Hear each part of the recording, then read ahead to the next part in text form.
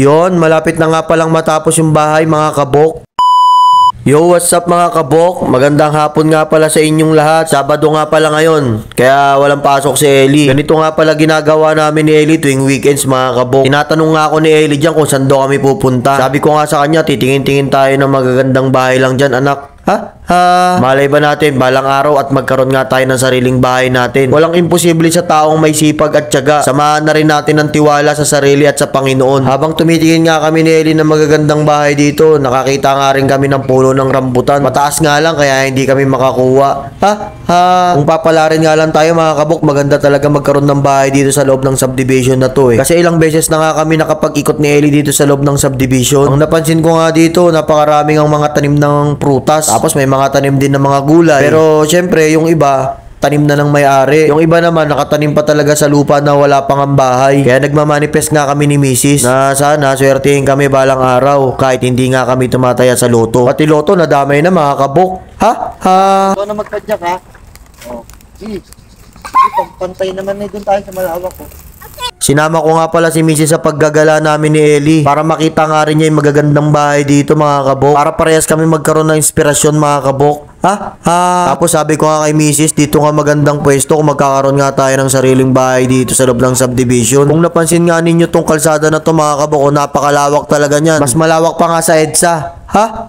Kung marami kang ang anak, bagay ka nga talaga dito mga kabok Biruin mo, ang luwag niyan, ang laki ng laruan nila. Bihira pa yung mga sasakyan na dumadaan. Fast forward na nga tayo mga kabok at nakakita nga kami ng bahay dito na malapit na ngang matapos. Kaya habang nagbibideo nga si Mrs. dyan, nagsasalita nga ako dyan, sabi ko kay Mrs. sana all magkaroon ng ganitong bahay, no? Yung sariling idea mo talaga na masasabi mo talaga na ikaw ang nagpagawa. Tapos ini-imagine ko nga kung anong itsura ng bahay na yan. Tapos tinuro nga ni Mrs. ito nga pala itsura ng bahay na yan pag natapos. Catching ball sa Salabats. Tapos, court dito sa harap. Sa harap sa court. Tapos, basketball court. Tapos Nung nakita nga namin yung bahay, nangarap na naman talaga kami ng pamilya ko. Pati tuloy si Eli, nangarap ng pumunta ng ibang bansa. Tapos sasakay daw siya dito. sasakay tayo airplane. Tapos sakto nga't nakakita nga kami ng airplane ni Eli.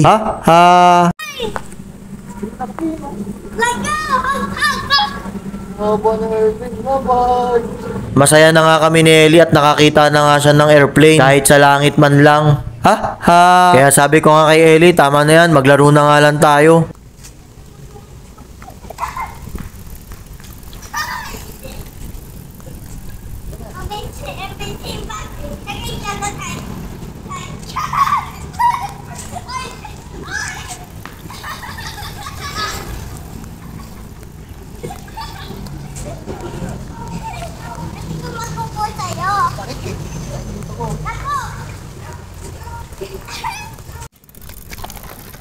Already.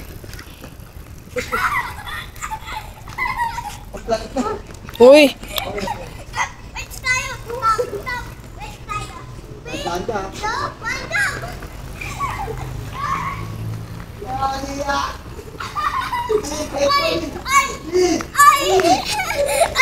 Ano?